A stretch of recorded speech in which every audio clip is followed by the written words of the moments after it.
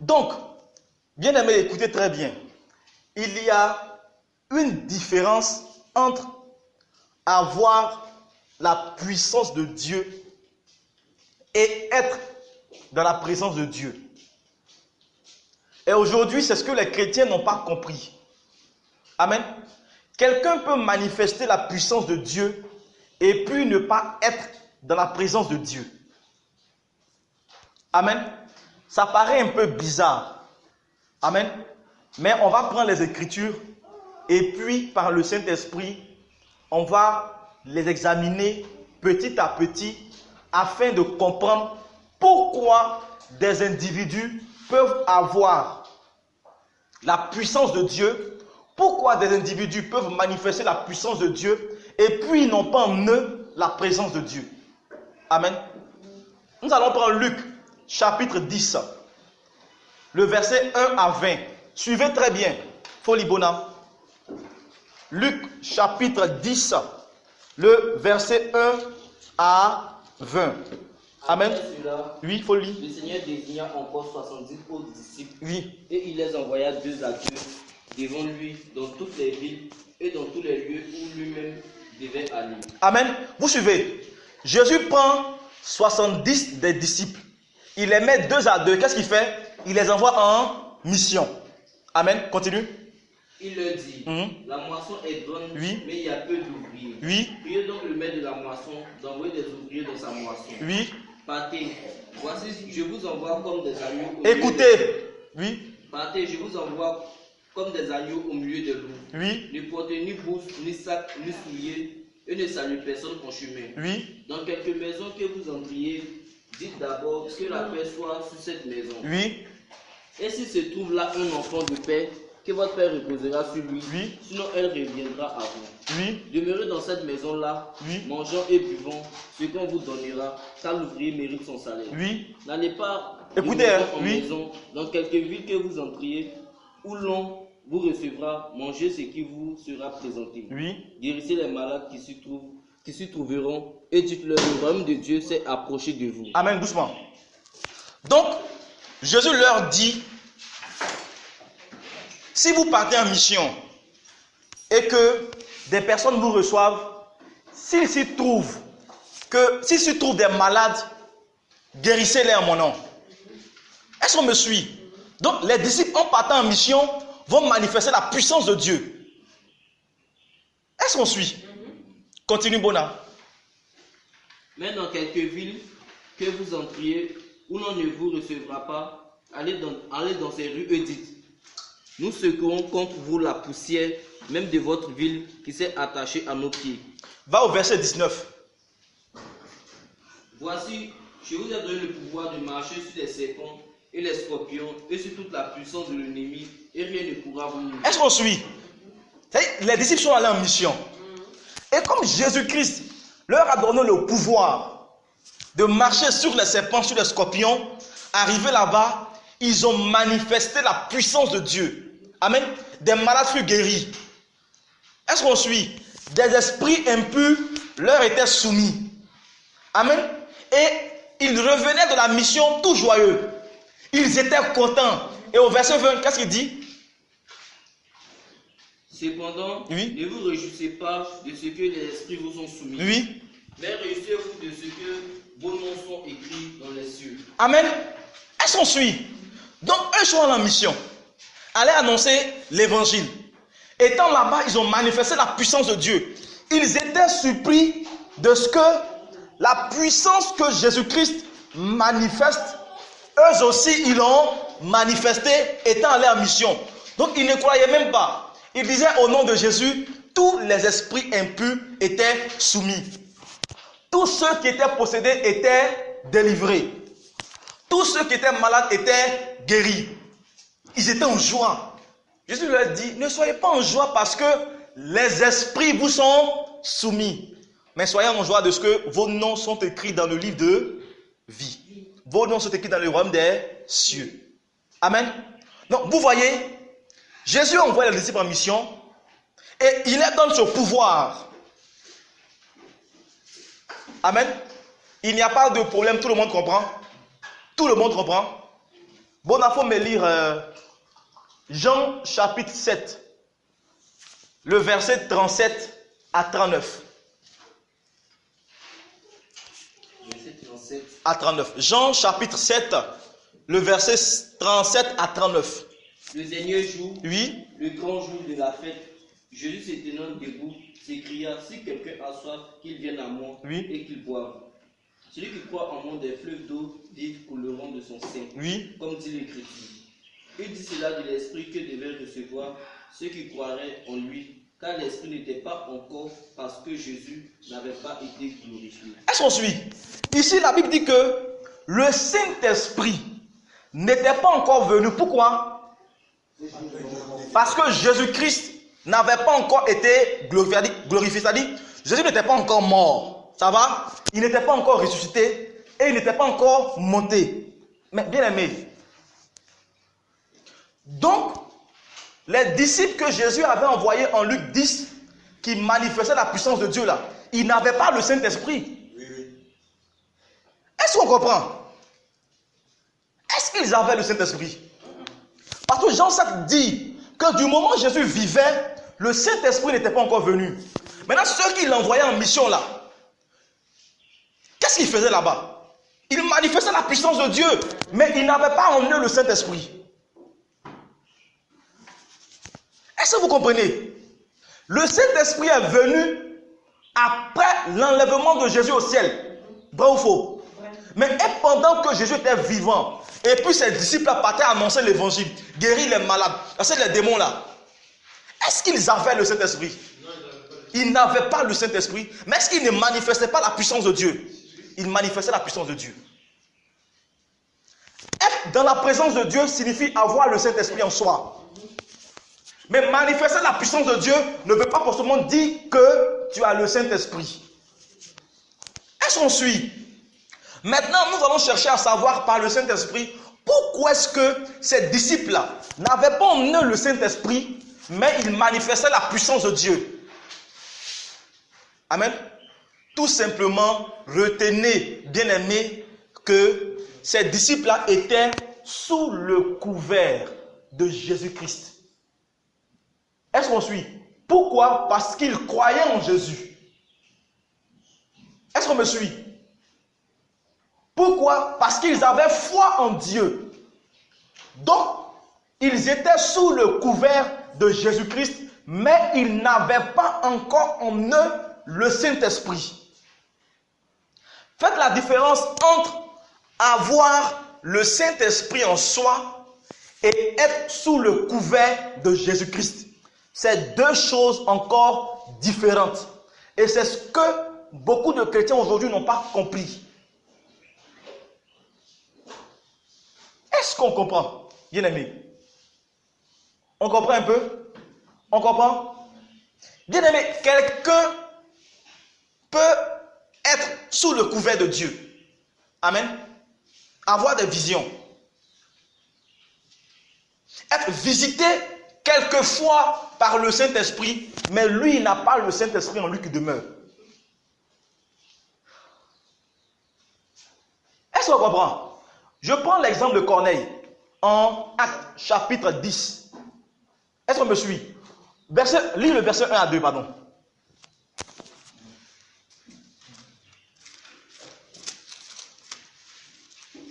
Actes chapitre 10, le verset 1 à 2.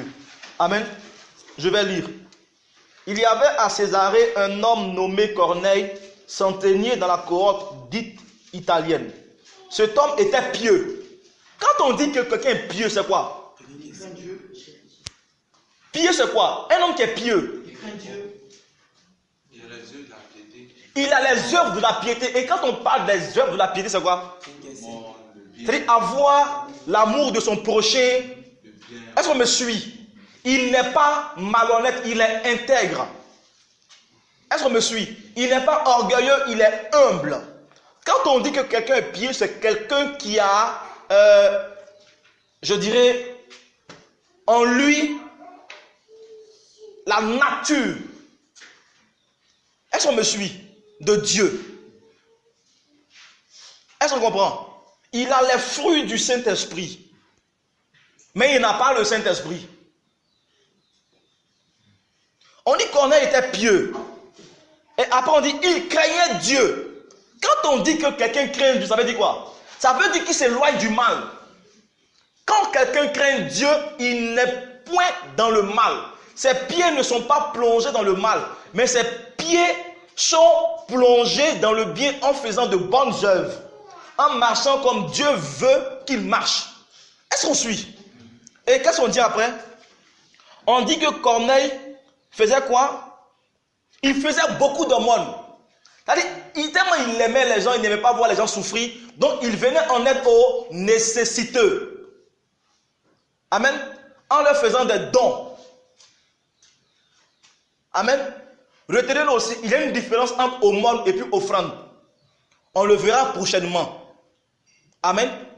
Et après, qu'est-ce qu'on dit? On dit Corneille priait Dieu continuellement. Amen. Il priait toujours Dieu. Au verset 3, on nous dit, vers la 9e heure du jour, il vit clairement dans une vision un ange de Dieu qui entrait chez lui et qui lui dit Corneille. Donc vous voyez, Corneille avait des visions. Est-ce qu'on me suit?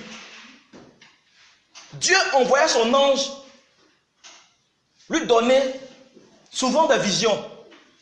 Mais figurez-vous que Corneille n'avait pas le Saint-Esprit. C'est après, quand on lit la suite, que Dieu a envoyé Pierre. Et quand Pierre est venu parler, en annonçant les mystères de Jésus, que Corneille reçoit le Saint-Esprit. Mais vous voyez d'abord tous les fruits que manifestait Corneille. C'était sans le Saint-Esprit. Donc, vous voyez la différence entre les deux, bien aimés. Quelqu'un peut être pieux. Quelqu'un peut craindre Dieu. Quelqu'un peut faire l'aumône. Quelqu'un peut manifester la puissance de Dieu parce qu'il y a la puissance en Jésus. Tout simplement parce qu'il est sous le couvert de Jésus. Mais il n'a pas le Saint-Esprit. Amen. Aujourd'hui, bien aimés, comprenez que nombreux sont ceux qui sont visités par le Saint-Esprit. C'est-à-dire quoi? Le Saint-Esprit veut l'utiliser. Amen. Le Saint-Esprit veut faire de lui sa demeure. Parce que le corps de l'individu est la demeure de qui? Du Saint-Esprit. Mais comme il y a un problème en lui, est-ce qu'on suit? On a fait l'enseignement là-dessus. C'est qui le véritable chrétien?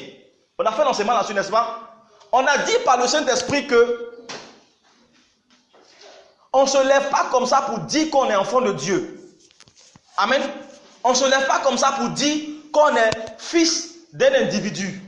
Amen. Et j'ai même pris l'exemple d'un homme avec un enfant. Amen.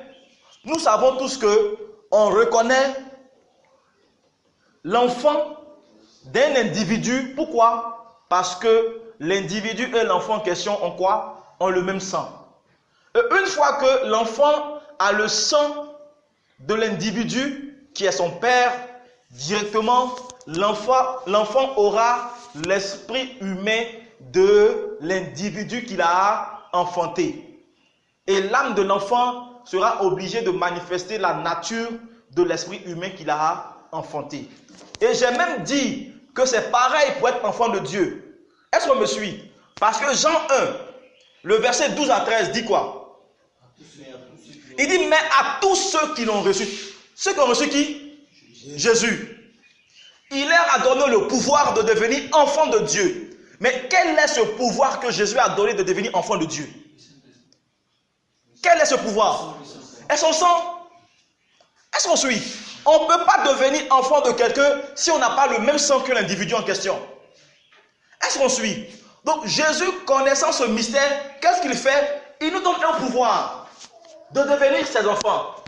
Mais ce pouvoir qu'il nous donne, c'est d'abord son sang. Amen. C'est pourquoi après il dit, lesquels sont nés, non du sang. Ça va? Sang de qui? Le sang de papa et de maman. ni de la volonté de l'homme, ni de la volonté de la chair, mais de qui? Mais de Dieu. Donc lorsqu'on devient enfant de Dieu, le sang de papa et de maman ne coule plus dans nos veines. Pourquoi? Parce que avant, nos parents, nos arrière-grands-parents, nos ancêtres ne connaissaient pas Dieu. Et nous savons qu'il y a ce qu'on appelle les alliances ancestrales.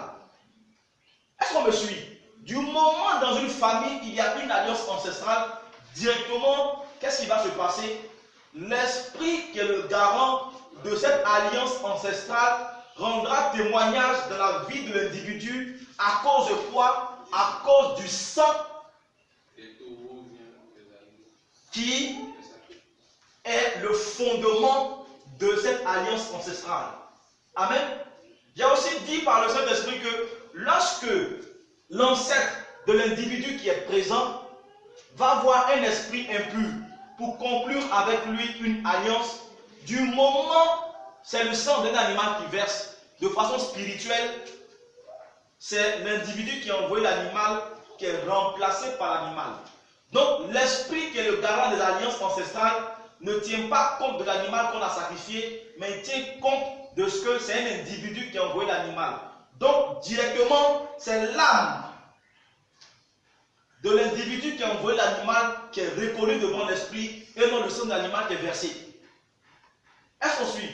Et quand on a l'habitude de dire que c'est le sang qui fait la famille et que l'esprit qui est le gardien des alliances ancestrales reconnaît l'alliance qui existe entre l'individu et lui grâce au sang et qu'on reconnaît un père et un fils grâce au sang, directement, si le père a tissé l'alliance avec l'individu impur, directement, puisque le fils et le père ont le même sang, même si le fils n'était pas présent, quand le père a tissé l'alliance avec l'esprit, directement, l'esprit qui est le gardien de l'alliance ancestrale reconnaît aussi l'enfant comme étant héritier de l'alliance ancestrale.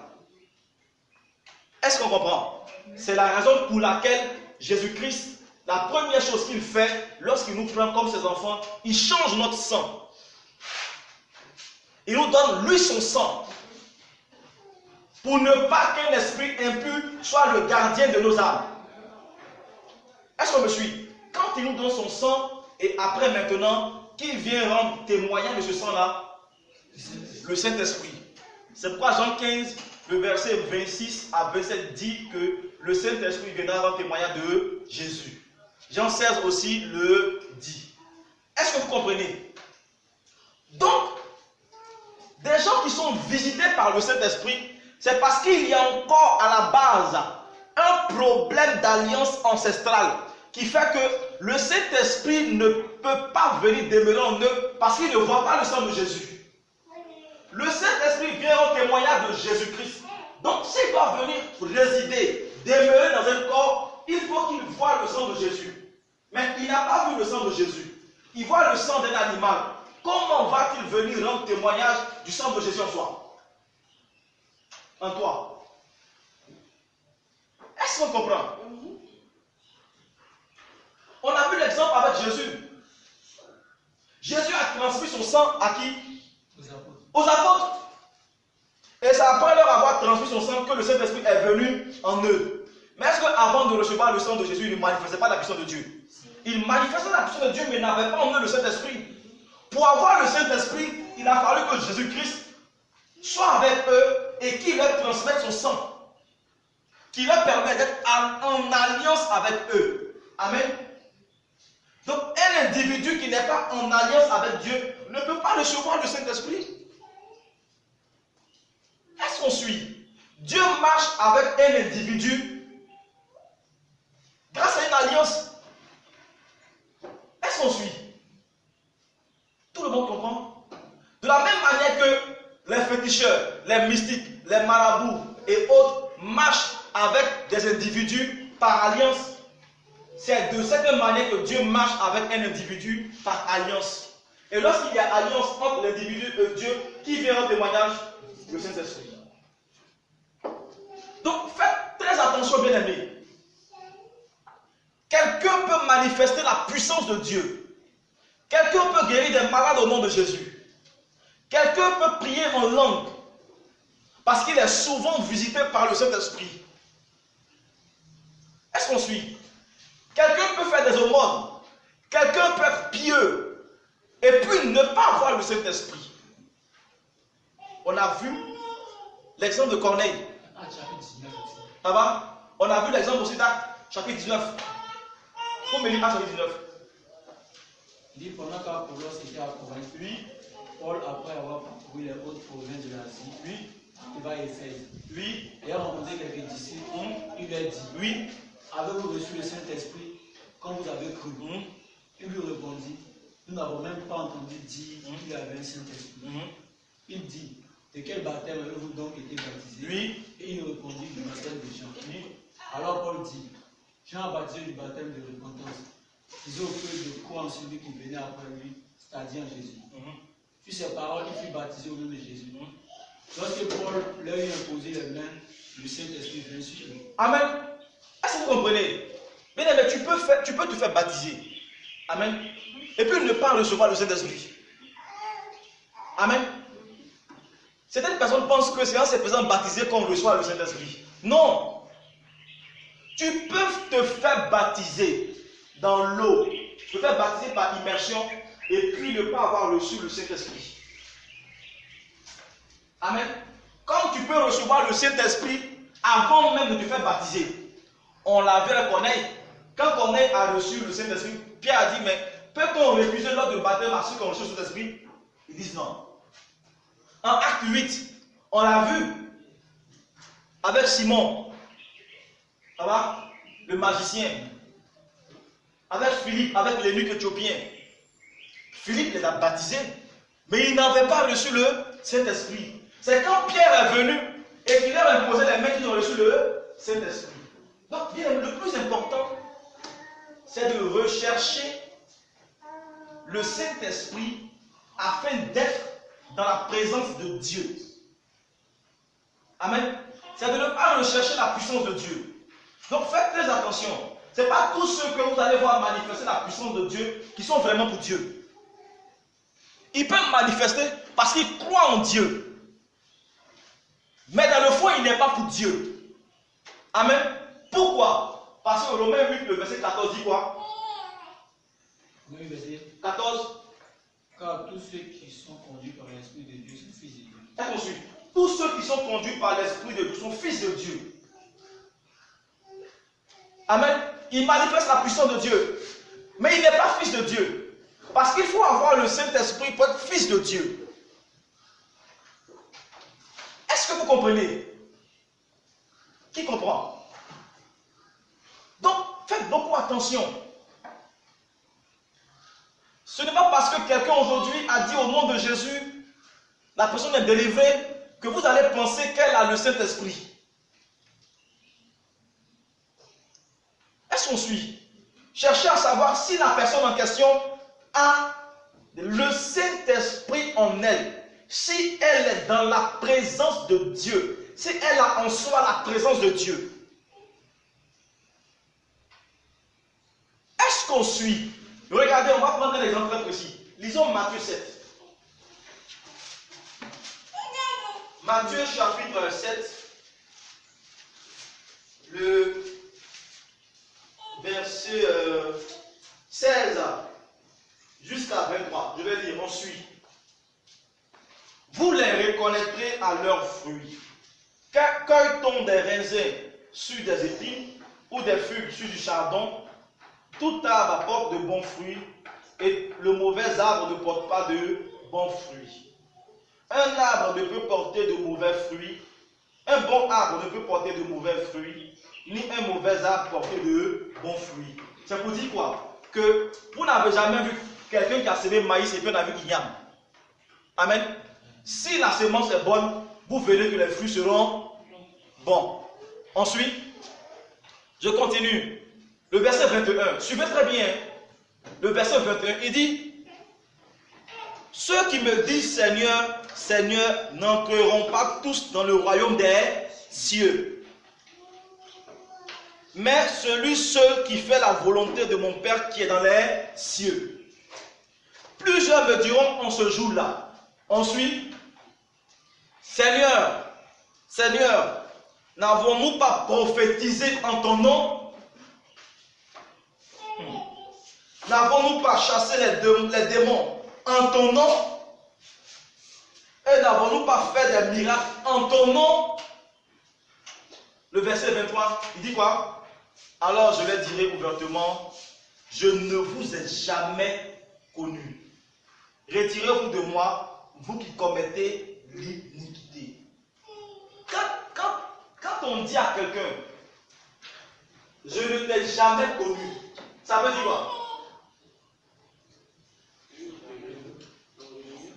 Non, c'est pas ça.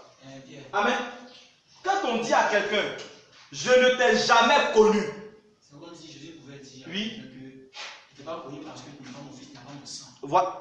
Tu n'as pas mon sang, tu n'as pas mon Esprit Saint, donc tu n'es pas mon fils. Voici un premier point. Quand on dit à quelqu'un, je ne t'ai jamais connu, ça veut dire quoi? Je vais prendre un exemple très précis. Vous pouvez adopter un enfant. Amen. Tu peux donner ton nom à l'enfant. Tu peux mettre l'enfant à l'école. Tu peux prendre soin de l'enfant comme si c'était ton propre fils. Tu peux donner toute ta fortune à cet enfant. Mais il y a quelque chose qu'on ne peut pas faire. L'enfant en question là, il n'est pas ton enfant légitime. Tu ne peux pas lui donner ton sang pour qu'il soit ton enfant légitime, quoique tu aies mis à sa disposition toute ta fortune. Est-ce qu'on suit? Il y a une différence entre être l'enfant légitime et être l'enfant adoptif. Adopter l'enfant, lui donner son nom, ne veut pas dire qu'il est forcément ton enfant légitime. Est-ce qu'on suit? Donc, un individu qui manifeste la puissance de Dieu est adopté par Dieu. Est-ce qu'on suit? Mais il n'est pas son fils légitime. Pourquoi? Parce qu'on devient fils légitime d'un individu, parce qu'on a le même sang que l'individu et on a l'esprit humain de l'individu. Donc on devient légitimement enfant de Dieu, fils de Dieu. Pourquoi? Parce qu'on a d'abord le sang de Jésus-Christ et on a ensuite qui? Le Saint-Esprit. Amen. Le deuxième point. Mais quand on dit encore à un individu que je ne t'ai jamais connu, ça veut dire quoi? Oui. Tu n'es pas mon héritier. Ça veut dire que depuis le début, il a commencé à manifester la puissance de Dieu. Dieu ne le reconnaissait pas. Est-ce qu'on suit? Quand il dit que je ne t'ai jamais connu, ça veut dire que depuis le début qu'il a commencé là, tu ne le connaissais pas. C'est ce que ça veut dire.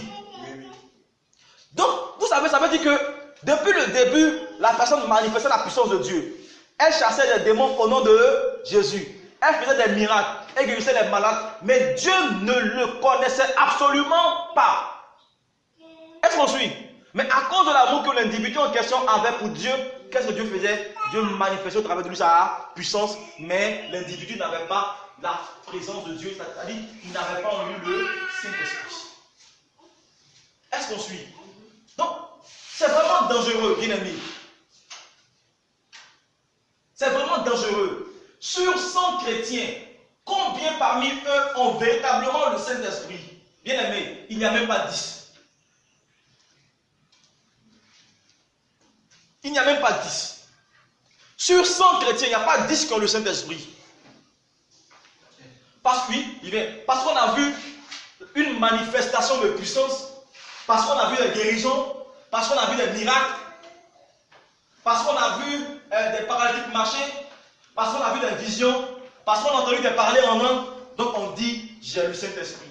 Bien aimé, faisons la différence entre, je le répète, être sous le couvert de Jésus et puis avoir en soi Jésus-Christ. On comprend? Tout le monde comprend? Question? Oui. Oui, pose la première question.